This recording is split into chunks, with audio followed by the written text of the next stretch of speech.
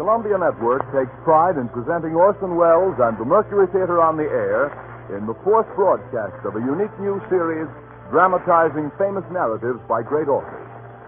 This is the first time that a complete theatrical producing company has been brought to radio, and the Columbia Network again welcomes Mr. Welles and his associates to its own stations and to the stations of the Canadian Broadcasting Corporation, coast to coast.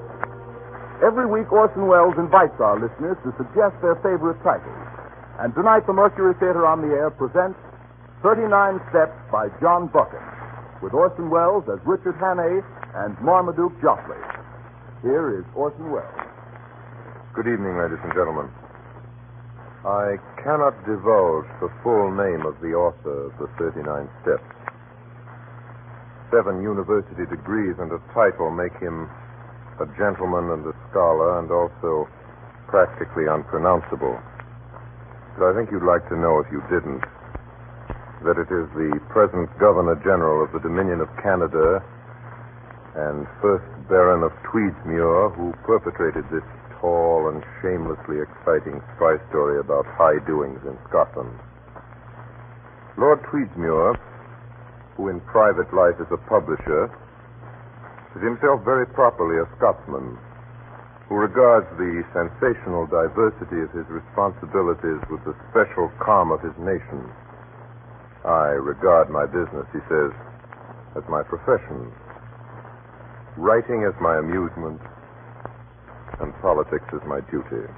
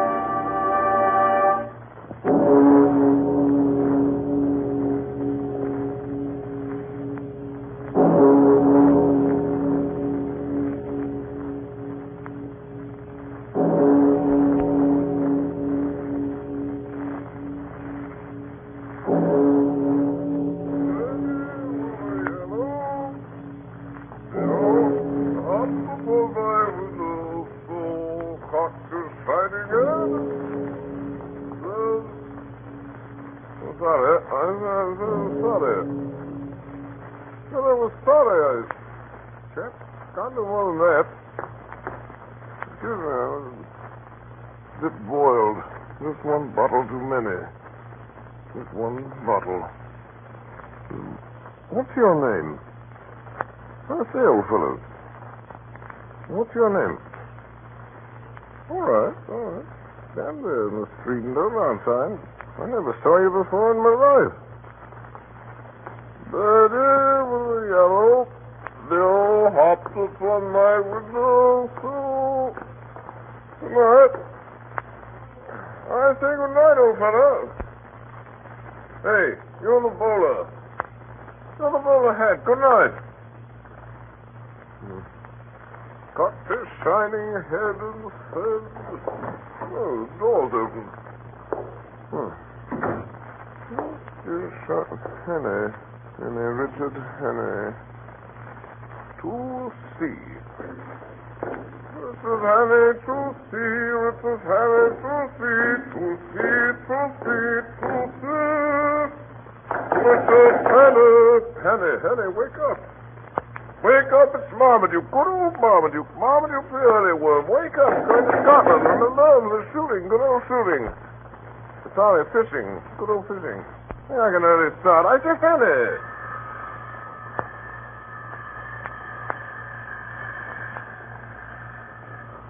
Ting-a-ling-a-ling-a-ling. Hey. Hey, Hannay, your phone's ringing. Wake up and answer it. Hannay. Must be drunk. Birdie with a yellow bill hopped upon my window sill. Cocked its shining head. Hello. You still there, you? Across the street?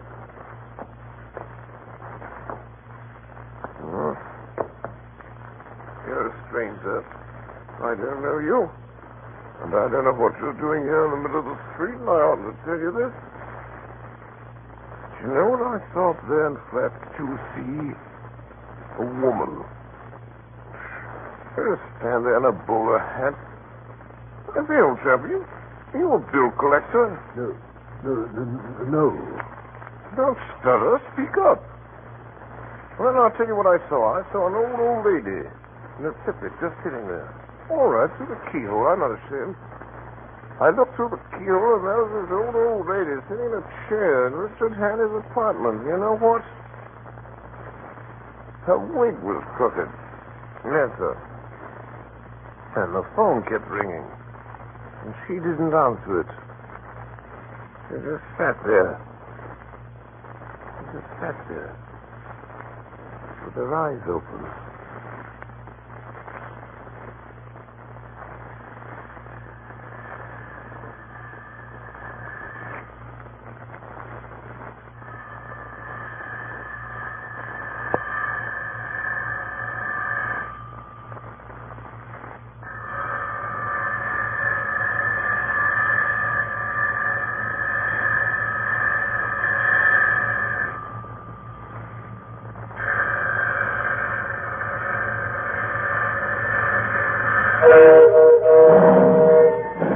Stop Express. I'm sorry, sir. You missed it. Just putting out. You won't make it, sir. Hey, ticket! Ticket! Hey, ticket, sir!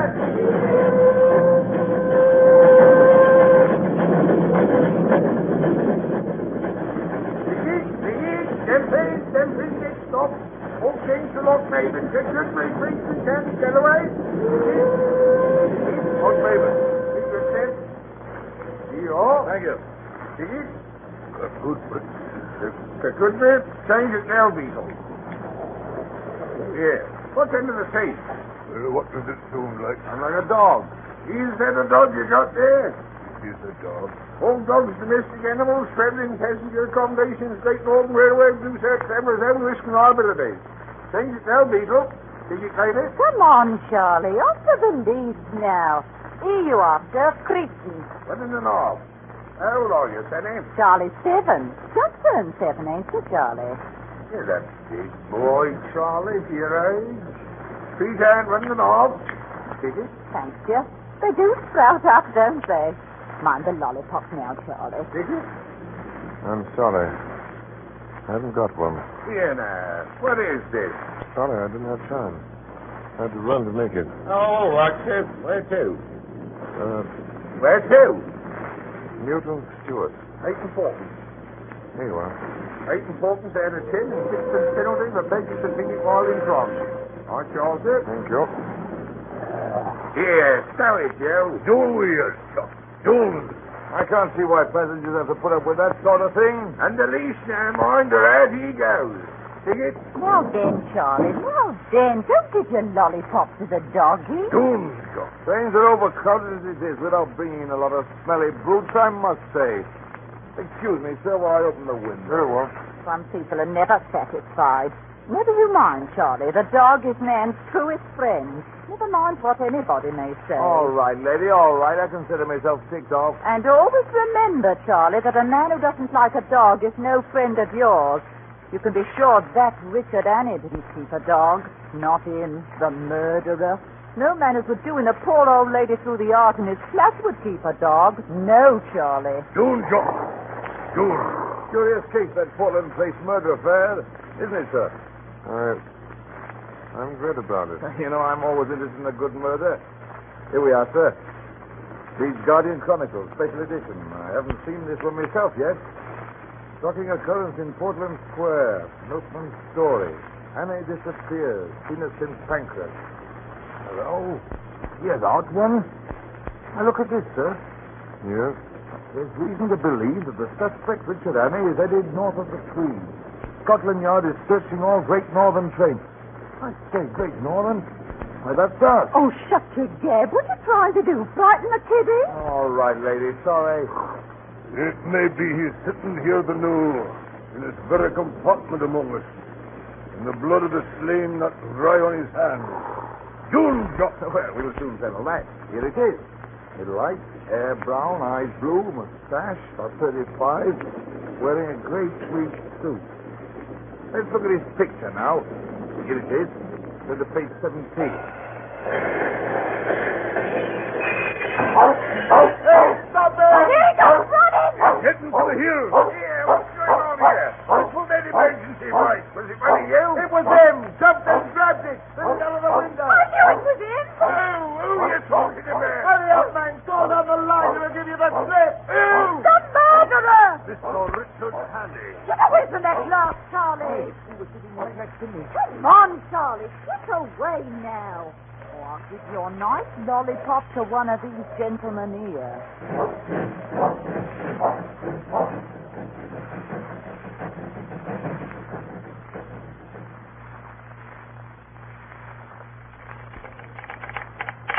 Vauxhall Road, Richard Hannay, wanted for Portland Place murder.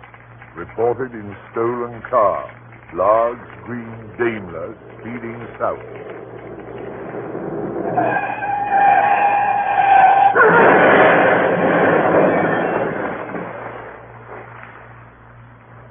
Scotch and soda, sir. Is that the best thing you can suggest, Sullivan, for a man who's barely escaped his life from a motor accident? Brandy and soda, sir. Drove right through the hedge, he did, Sullivan. Went through it like butter, down the bank and into the burn. Lucky he came out alive. Gin and tonic, Just sir. a lucky thing, too. I came along, fished him out. Gentlemen, staying for supper, Sullivan. They'd better take him a change of clothes when he's out of his bath. Things were badly torn up. Not a pleasant thing to turn over 3 times a day with a Phaeton, Sullivan. He's done with his bath.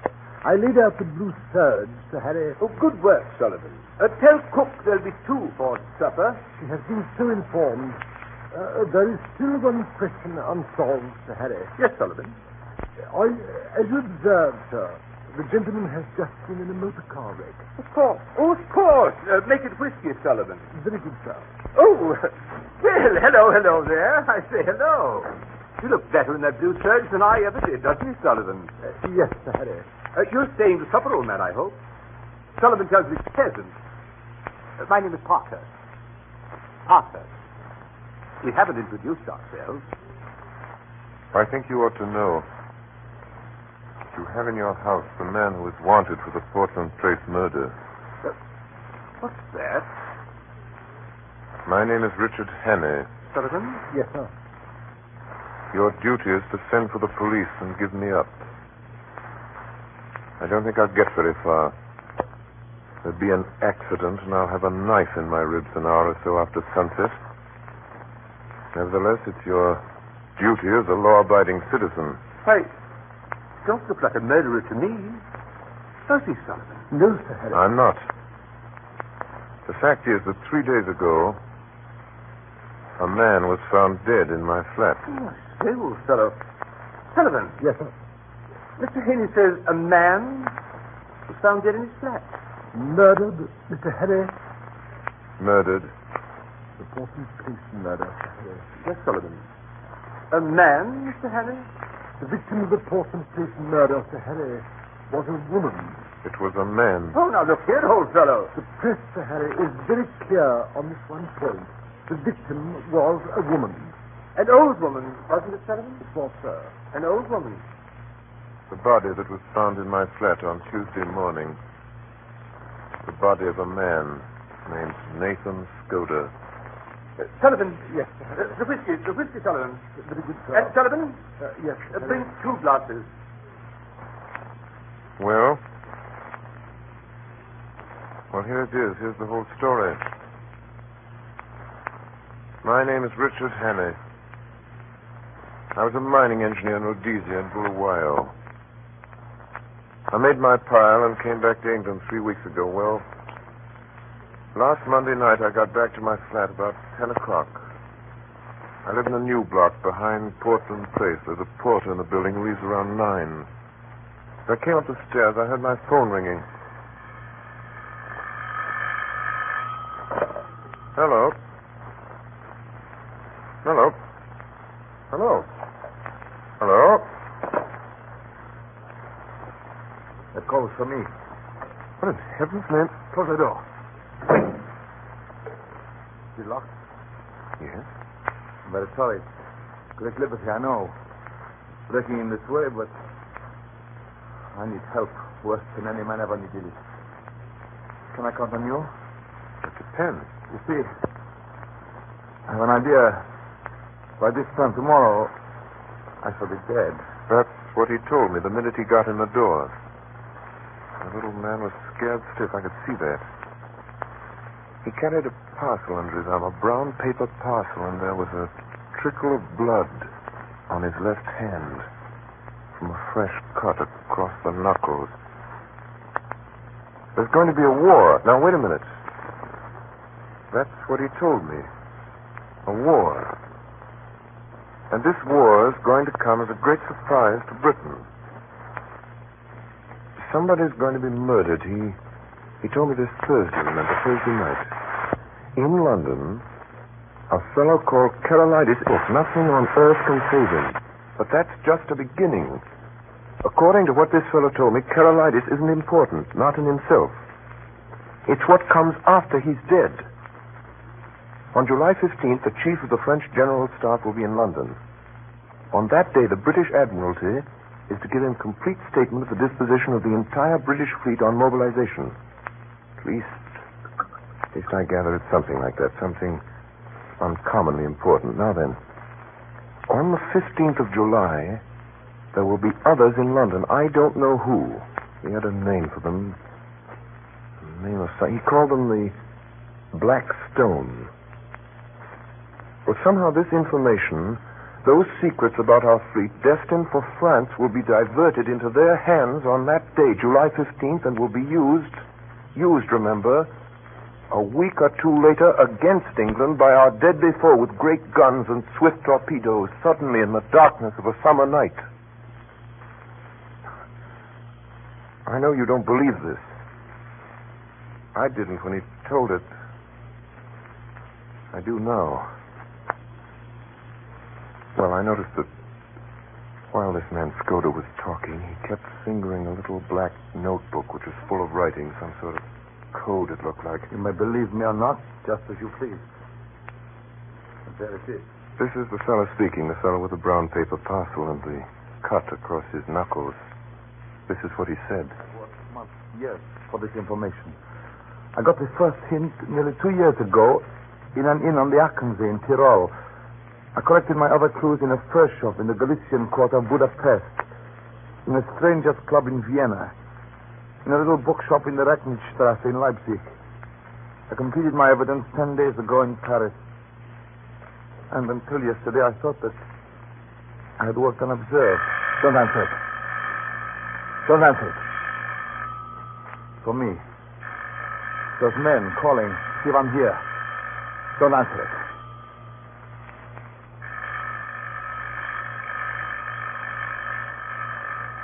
Here. Let me show you something. Will you please turn off the light? Yes? Come to the window. Look. Down there. Well, I looked. For a moment, I saw nothing but the deserted street below. Then I noticed a man in a bowler hat standing in a doorway across the street.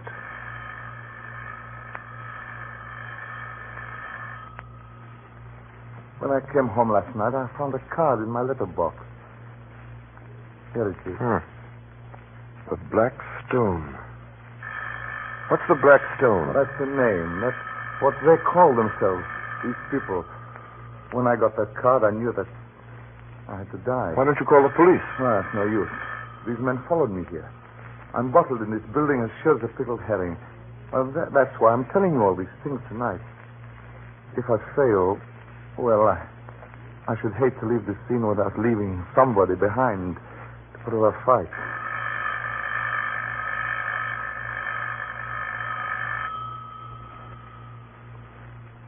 Well, I still didn't know what to make of the little chap, and it was getting late. So I made him a bed in my smoking room. Good night. Good night. And in case I'm not here in the morning, I haven't the privilege of your name, sir, but let me tell you, you're a white man. Oh, I say, before you go to bed, I'll thank you to lend me a razor.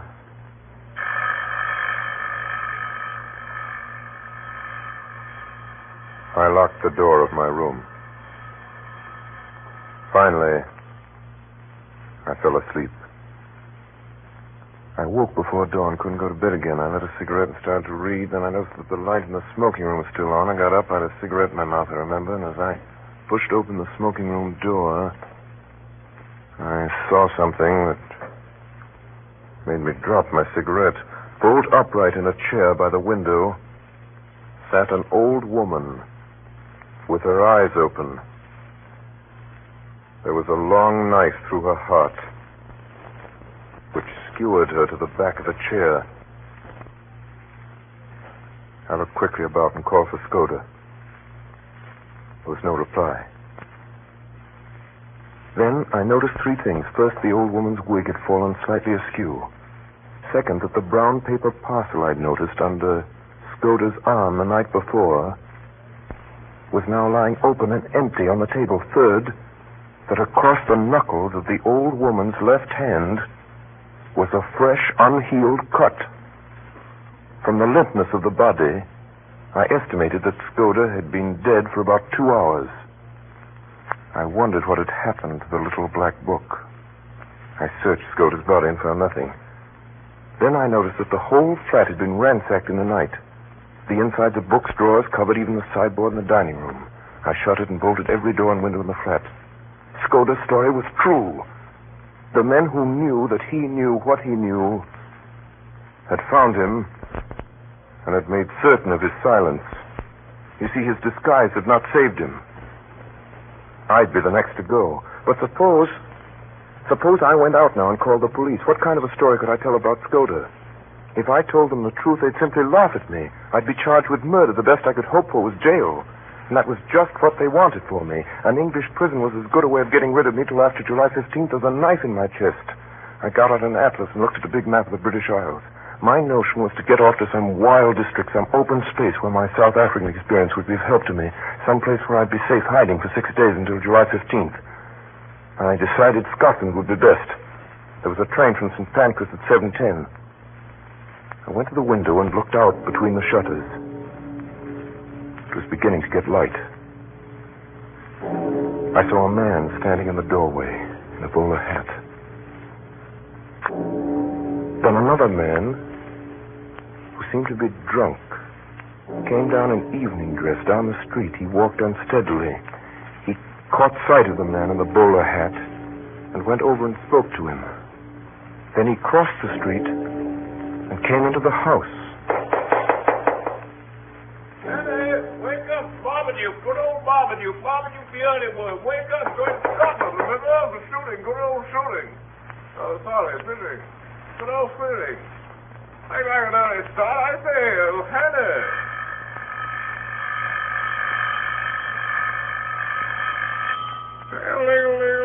Hey, Hannah. Hannah, your phone's ringing. Wake up and answer it. Hannah. Must be drunk. The yellow bill. Up upon my window. Up its shining head.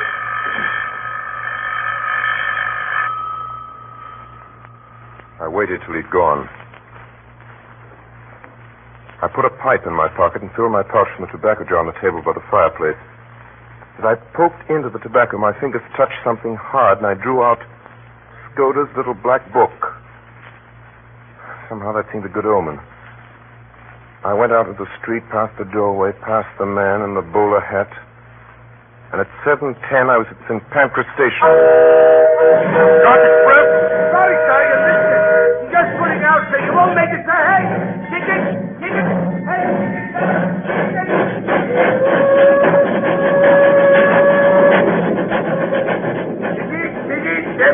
Them freeze, stop. Okay, stop, David. Good break, crease, you can get away.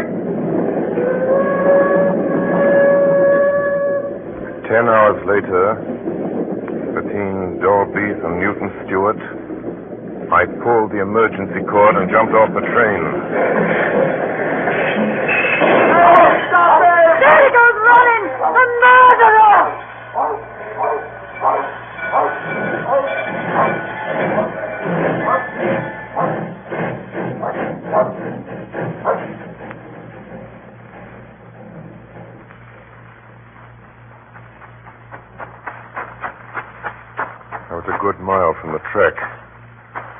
before I stopped running. The moor. It's all around me. You couldn't have found a more peaceful landscape in the world, yet at that moment, for the first time in my life, I felt the terror of the hunted on me. It wasn't the police I was afraid of, but the others who knew that I knew Skoda's secret and dared not let me live. They had killed Skoda in my flat within a few yards of me. Now it was my turn, and I didn't even know what these men looked like. I wish I'd listened more carefully to what Skoda had said about them. I think he said there were 3 of them, and that one of them was young and dark, and one was plump, and one was old and stammered sometimes when he spoke. Suddenly, in the blue evening sky, I saw something.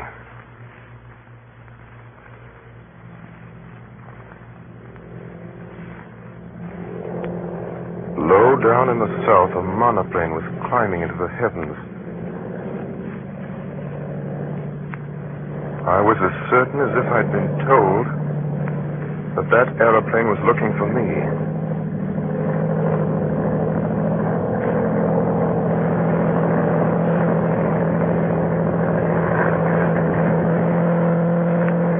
It flew low over the hilltops, and then back over the valley. I started to run. I ran till the sweat blinded my eyes. I ran most of the night, keeping always south in the direction of the hills. And as the mists cleared before the sun, I found myself in the central boss of a high upland country with glens falling away on every side.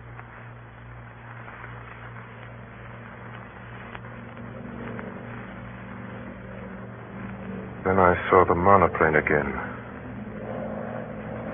coming up from the east. It was flying high.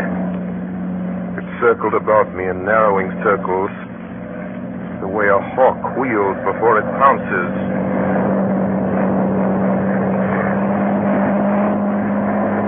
Now it was flying quite low. The observer on board caught sight of me. I could see him looking at me through glasses. No. Now it was speeding eastward again till it became a speck in the blue morning. My enemies had located me. The next thing would be a cordon around me. There wasn't enough cover on the whole moor to hide a rat. I tossed a coin, heads right, tails left. Fell head, so I turned north. For a while I got to the mountain country and came to the brow of a ridge.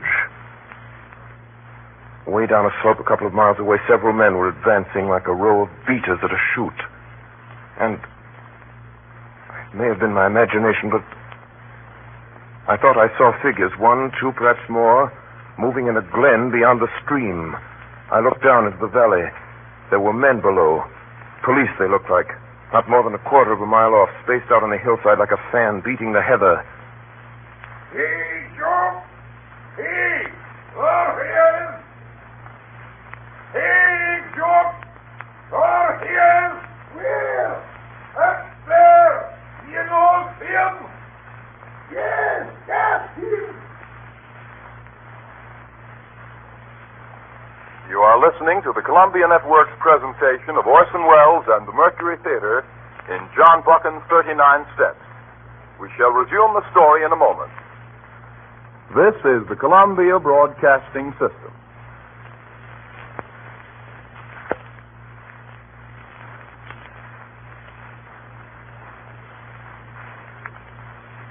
The Columbia Network is presenting 39 Steps by John Buchan.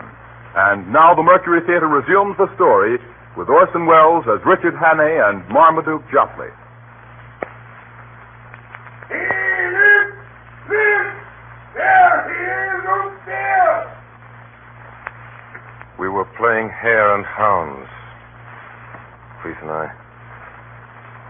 Soon it began to seem less of a game. The police had evidently called in local herds of gamekeepers.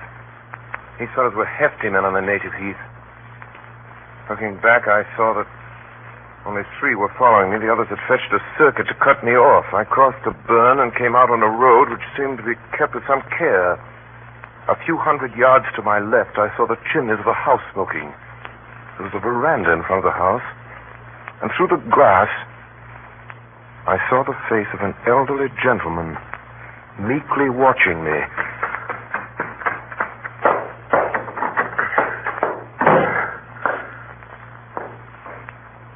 Seem in a hurry, my friend. His face was round and shiny, like Mr. Pickwick's, and the top of his head was as bright and bare as a glass bottle. Through the window could be seen some figures half a mile off. Oh, I see. Fugitive from justice, eh? Well, we'll go into the matter at our leisure. Go into my study. You'll see 2 doors facing you. Take the one to the left and close it behind you. Close it tight. I did as I was told.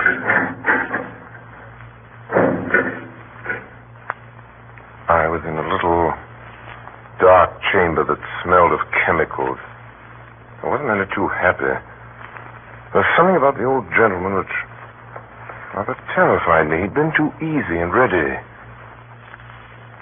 Almost as if he'd been expecting me, and his eyes had been horribly intelligent.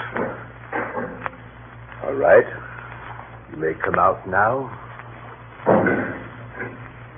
Have they gone? They have gone. I convinced them that you had crossed the hill. I do not choose that the police should come between me and one whom I'm delighted to honor.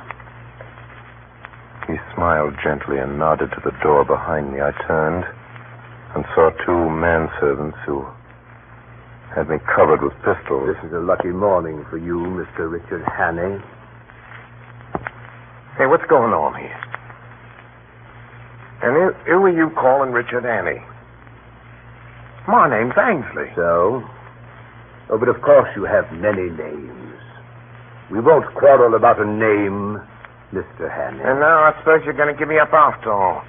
And a low, dirty trick, I call it. By God, I wish I'd never seen that cursed money. Here it is, and be damned to you. You are a clever actor, Mr. Hannay, but not quite clever enough. Oh, no, I shall not give you up. My friends and I will have a little private settlement with you tonight. Oh, for God's sake, stop jawing. Everything's against me. What's the harm in a poor devil with an empty stomach picking up some money he finds in a lost pocketbook? That's all I've done, and for that I've been shivered for 2 days by these blasted bobbies over these blasted hills. I could see a dawning of a doubt in his mind. I'll tell you, I'm fair sick of it. Will you oblige me with a story of your recent doings, Mr. Hannay? I can't, Governor. I've not had a bite to eat for 2 days. Give me a mouthful of food, and then you'll hear God's truth. You're a good liar, Hannay. But I do not propose to let you go. If you are what you say you are, you will soon have a chance of clearing yourself.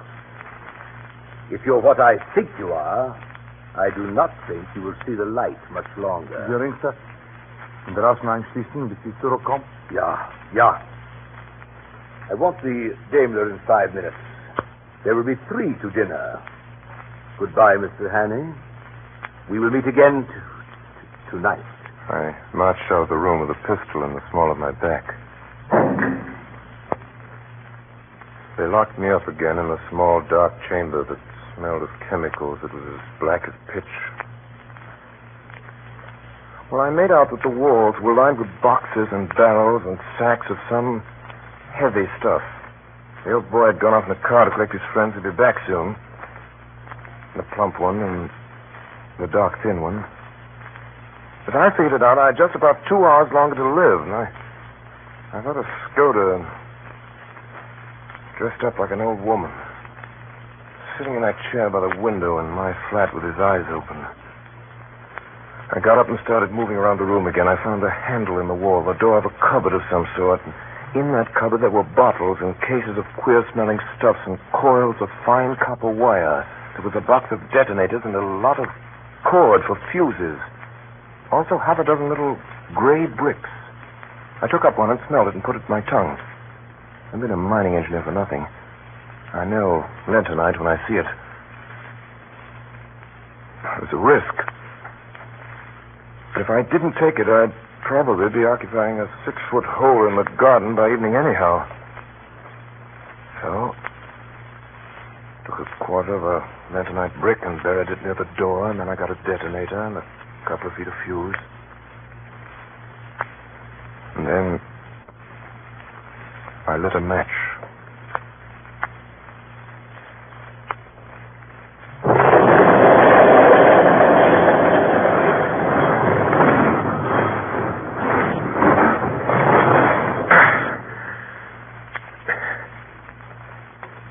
Something had hit my left shoulder. There was a poisonous yellow fog all around me. Somewhere behind me I felt fresh air. I started to run. I ran. Much later, in a clearing on a hillside, I saw a small stone building with a tower. The door was open. It was dark and cool inside. I staggered in and sat down on one of the benches. The pain in my shoulder was unbearable. Then I heard steps coming down the path. I found a small door in one corner and narrow stairs running up to the tower. I went up. And most of the top of this tower was taken up with bells. But there was a small ledge outside just wide enough to lie down on. I heard a man downstairs below me in the tower.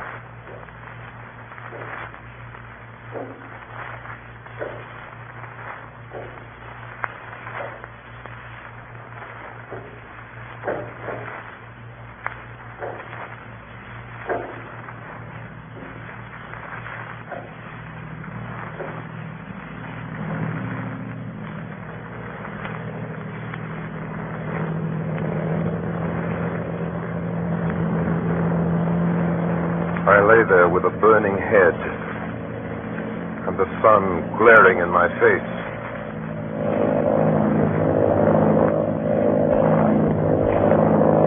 Right above me was the monoplane. They couldn't have missed me lying there on the open ledge. They knew where I was. Soon they'd come back for me. Suddenly, right under me,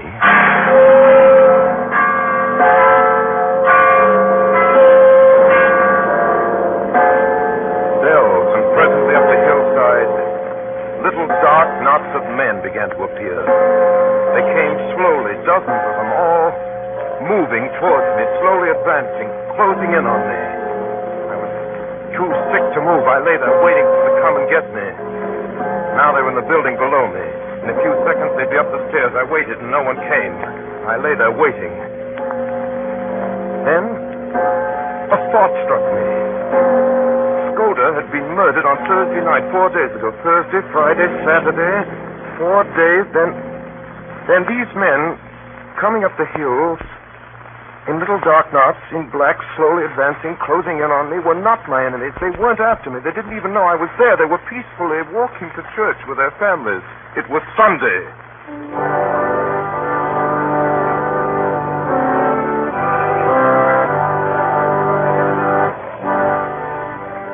Presently, a large green open Daimler drove up. 3 men got out. My plump friend, the professor, and the dark young man. I could see them looking up at my tower. 2 of them went into the church. The thin man stayed at the car. I waited up there on the ledge. But they didn't come up. They left me there.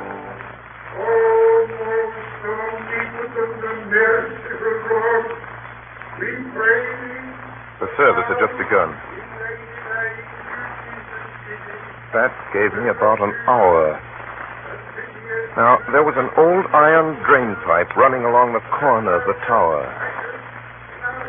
It didn't seem particularly solid. Besides, I was in full sight of the man in the car. At that moment, it started to rain. The man in the car looked up at the sky. He turned his collar, then he shrugged his shoulders, got out of the car, and went into the church.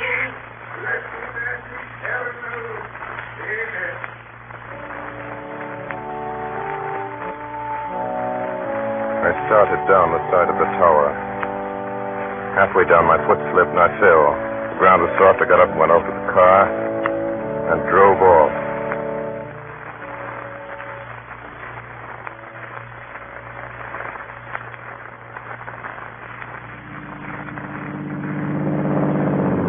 I drove that dame up for all she was worth. It was risky driving with my right arm out of action. But I drove on south, downhill into the valley. The road was full of sharp curves and shiny under my headlights and very slippery.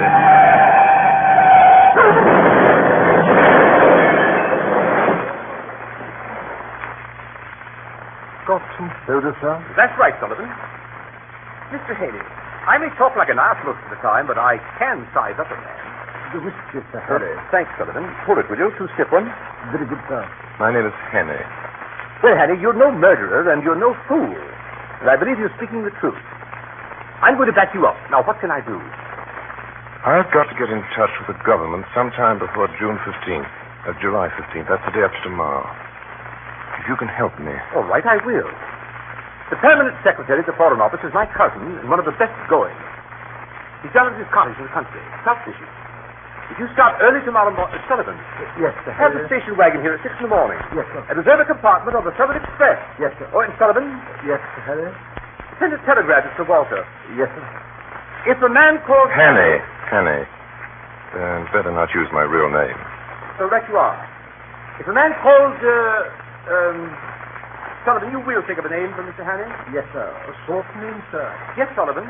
And British, of course. Sir. Oh, yes, Sullivan. You can count on me, sir.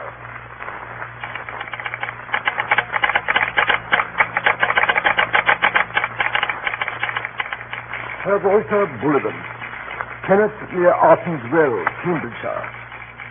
If a man called Swisden appears tomorrow, treat him kindly. He may tell you something that will wake you up. He will pass the word Blackstone and whistle Annie Laurie. Love, Harry.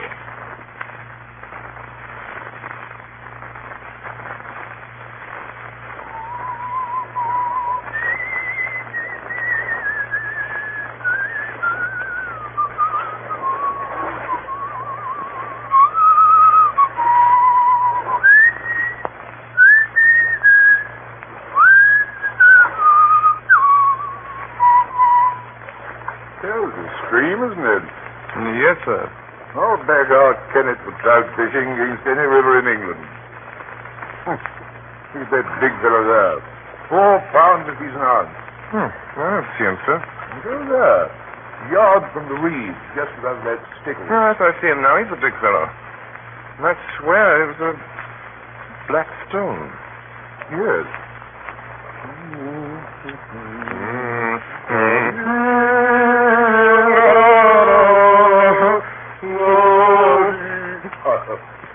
Swisden's name, isn't it? No, I mean to say, yes, sir. A wise conspirator that knows his own name. You're Sir Walter. And? Now then, Mr. Henry, my cousin promised you'd tell me something that would wake me up. I'm ready. Oh, Mr. Henry, before we begin, I think I ought to tell you, I got a letter from Skoda this morning. Skoda? Yes. Skoda's been dead a week. It was written on the 8th, the day before he came to you. His letters usually took a week to reach me. They were sent undercover to Spain and then to Newcastle. What did he say? Great deal. Strange fellow, Skoda.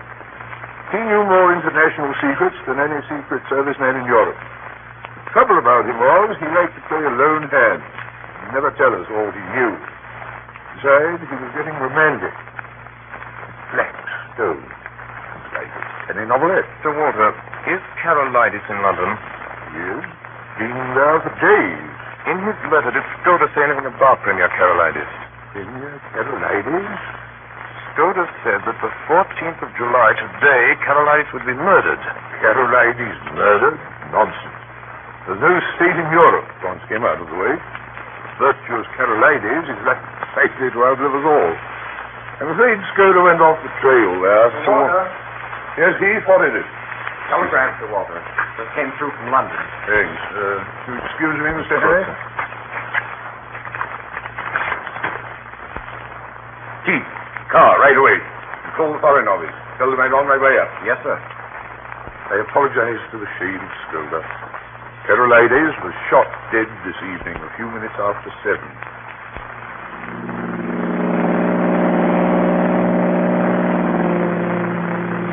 It begins to look like war, Mr. Henney. What about our naval plans, Walter? You know what Scotus said about them? He said tomorrow, July 15th. We're taking no chances, Mr. Henney. General Dufour, Chief of the French General Staff, arrived in London at 5 today. He dines with the Prime Minister, and then he goes to the Foreign Office. Well, 4 people will see him. Whittaker from the Admiralty, myself, Sir Arthur Drew, and General Winstanley. Lord Stirling may be there. You never know about him. He gets more erratic every day. The Foreign Office, General Dufour, will get a certain document from Whittaker. After that, he'll be motored to Portsmouth, where a destroyer will take him to Havre. He won't be left unattended for a moment until he's safe in Paris. The same with Whittaker, till the papers are out of his hands. And I don't mind admitting I'm horribly nervous. So, Walter, if those plans were stolen, could the disposition be changed? We can't make any serious change in those dispositions, Mr. Henney, unless we alter the geography of England.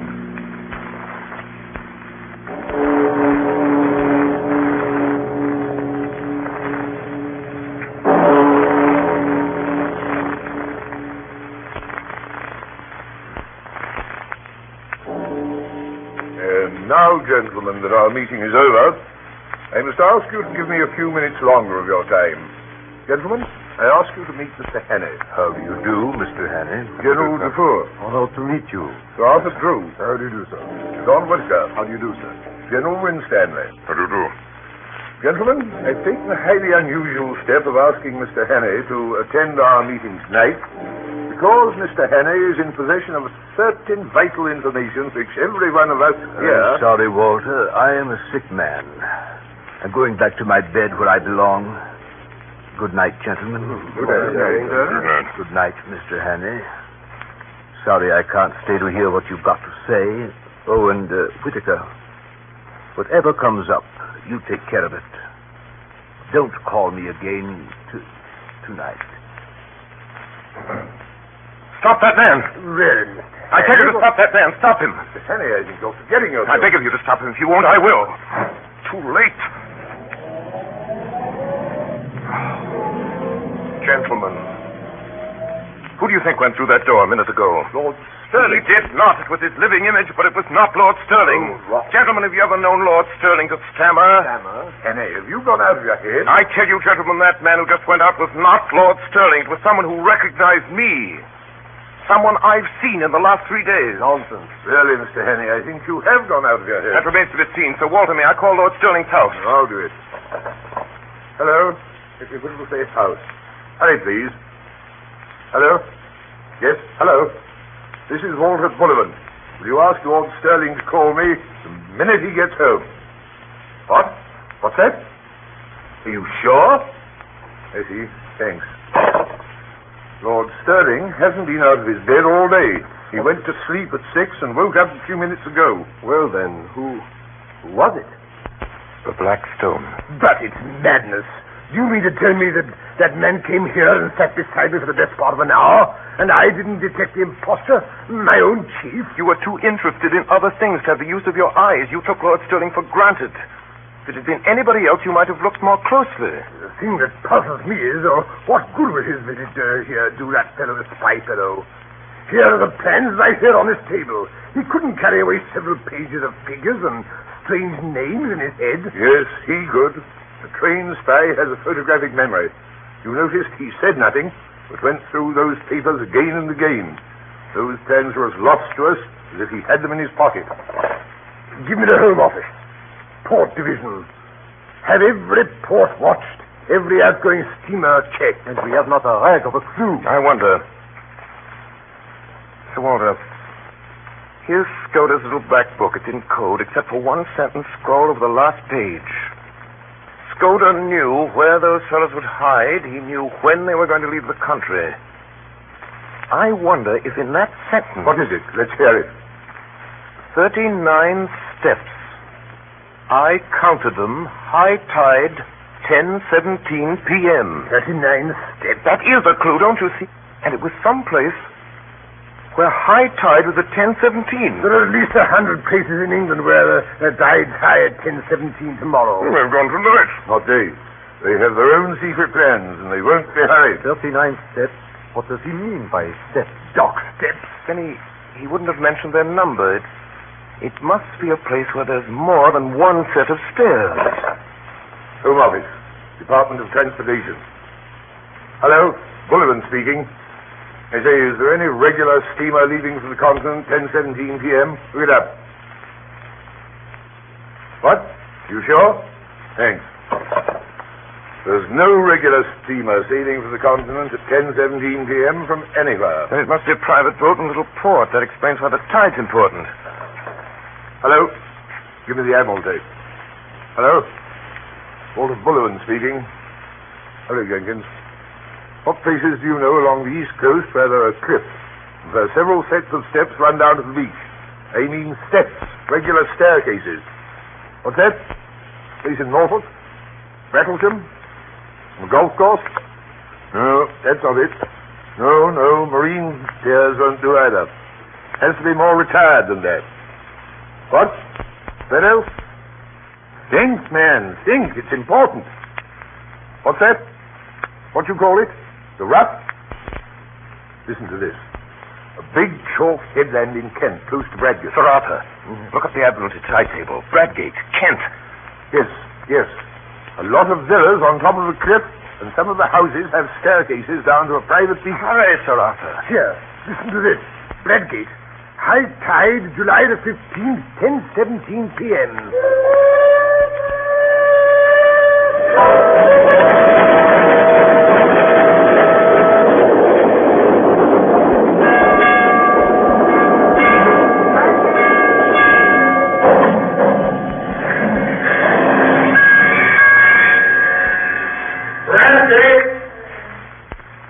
Bradgate, July 15th. Confidential report. Richard Hannay, Special Agent to Sir Walter Bullivan, Permanent Secretary of the Foreign Office. There is a villa with 39 steps leading down to the sea. Trafalgar Lodge, it's called, sir. Belongs to an old gentleman called Appleton, a retired stockbroker. Well, here's what happened. At about 6 that evening, I saw the yacht, the foreign steam yacht. Came up from the south and dropped anchor pretty well opposite the Ruff. Then, later, our British destroyer came in. At 9:30, I strolled towards Trafalgar Lodge. The Scotland Yard men would be posted around the house by now, but there was no sign of a soul. The house stood as open and public as a charity bazaar. Yes, sir? Does Mr. Appleton live here? Yes, sir. I'd like to see him, please. I'll see if he's in. Will you wait here in the hall, please, sir? I found myself in a neat hall. There were golf clubs and tennis rackets, which you'll find in 10,000 British homes. There was, a grandfather clock ticking a barometer and a print of children winning the Grand National. What name shall I say, sir? Hannay. Will you come this way, please, sir? Mr. Hannay. The old man rose to meet me. He was in evening dress. So was the plump one. The third, the dark one, wore a blue serge suit and the colors of some club or school. Mr. Hannay, you wish to see me? One moment, you fellows, I'll join you. Better go to the smoking room, Mr. Hannay. We'll stay here. I think we've met before. I guess you know my business. Maybe, sir, maybe. I haven't a very good memory. I'm afraid you must tell me your errand, for I really don't know it. Well, then, I've come to tell you that the game's up. I have a warrant here for the arrest of you three. Arrest? Really? Yes. Good Lord, what for?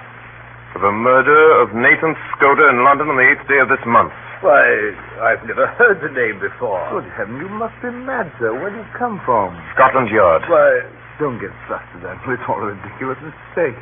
Well, these things happen sometimes. Well, we can easily set it right. I can show that I was out of the country on the 8th, and Bob was down here. You were in London, but of course you can explain what you were doing. Right, Percy. Of course, that's easy enough. The 8th, last Thursday. Why, that was the day after Agatha's wedding. Let me see, what was I doing? I came up in the morning from Woking and lunched at the club with Charlie Simons. Oh, yes. Then I dined at the City Hall, I remember. But the punch didn't agree with me. I was seedy next morning. Hang it all, there's the cigar box I brought back from the dinner. Think what Aunt Nellie will say. She always said you'd die of boredom because nothing ever happened to you, and now you've got it thick and strong. Why, that's wonderful. By Jove, yes. Just think of it. What a story to tell at the club. Really, Mr. Hannay, I suppose I should be angry to show my innocence, but it's too funny. I almost forgive you the fright you gave me. You looked so glum, I thought I might have been walking in my sleep and killing people like Jack the Ripper. It couldn't be acting. It was too confounded genuine. Well, my heart went into my boots. My first impulse was to apologize and clear out. And yet, there were 3 of them. And one was old. And one was plump. And one was lean and dark. And their house fitted in with Scudder's notes. And half a mile offshore was lying a foreign yacht. There's only one thing to do, go forward as if I had no doubts. I was going to make a fool of myself. I might as well do it handsomely. Then I remembered what old Peter Penny always told me in Rhodesia, Vescar Avenue. He told me once, talking about disguises, that barring certainties like fingerprints, mere physical traits are of very little importance. If a man really knows his business, well, he laughed at things like dyed hair and false beards and such childish follies. If a man really knew his business, if you're playing a part, you'll never keep it up unless you convince yourself that you really are the man you're pretending to be. So I walked to the door and switched on the electric light. And the sudden glare made them blink, and I stood scanning the 3 faces. Well, I made nothing of it. One was old and bald, one was stout, one was dark and thin. That's all I could tell. Perhaps they were the 3 men who had hunted me in Scotland. Perhaps they weren't. There was a silver cigarette box on the table beside me, and I saw that it had been won by Percy Appleton, Esquire, for St. Bede's Club in a golf tournament. Well, are you reassured by your scrutiny? I make no complaint, but you see how annoying it must be to respectable people. Are you going to drop it? No. Oh, Lord, this is a bit too thick. Do you propose to march us off to the police station? I have the right to ask to see your warrant, you know, but I don't wish to cast any aspersions upon you, sir. You're only doing your duty, but you will admit it's horribly awkward. What do you propose to do? Well, I vote we have a game of billiards. It will give Mr. Hannay time to think things over and show him there's no ill feeling. Do you play, sir? Yes, play. Billiard room is downstairs, Mr. Hannay. Why don't you 2 start? We'll finish our cigars and come down later. Oh. We went to the billiard room. Choose your cue, sir. Thanks. Plain or spot, sir? Spot. Short? Thanks. How about a few practice shots? Good work, Mr. Hannay. I'm afraid you're in for a licking, Bob. Should we start? Who'll begin? Or should we talk? What are you playing for? Shilling a game? It's all right. Heads or tails, Mr. Hannay? Heads. Heads it is. You begin. Will you mark for us, Percy? I do. 7. That was a near one. Rough luck. 5. 8. That's all. All right, Mr. Hannay. 5. That's 13. 17. Good work. Stop at 17.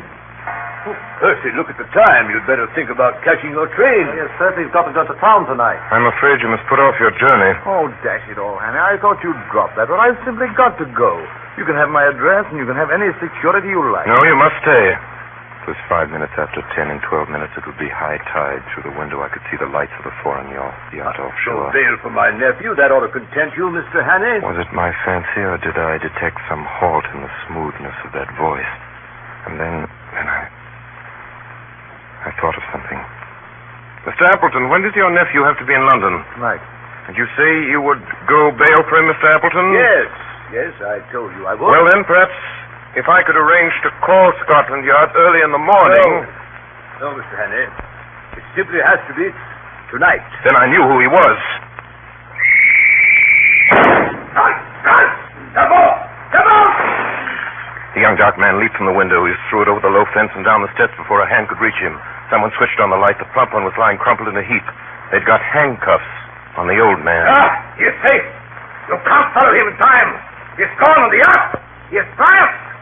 The Black Stone has triumphed. I hope he'll bear his triumph well, Mr. Appleton. I ought to tell you that your yacht for the last 2 hours has been in our hands.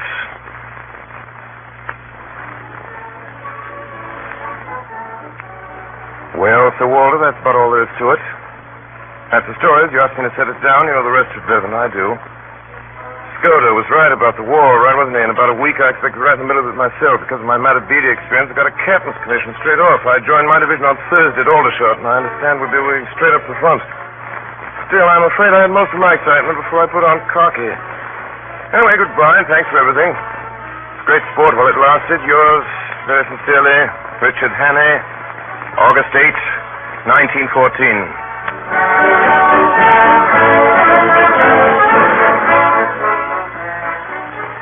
Tonight, the Columbia Network has brought you Orson Welles and the Mercury Theater on the Air in 39 Steps by John Buchan. We now present the star and director of these broadcasts, who tonight played Richard Hannay, Orson Welles. Ladies and gentlemen, if you missed Madeline Carroll in our SAG version of 39 Steps, the young lady in the movie, in common with almost everything else in that movie, was the child of its director's own unparalleled and unpredictable fancy. If you missed anything, you must blame Mr. Alfred Hitchcock. If you were surprised by anything, you must blame us. Well, next week, the Mercury Theater, by way of an experiment, attempts a radio anthology of short stories. Until then, good night, everybody, goodbye, and see you next week.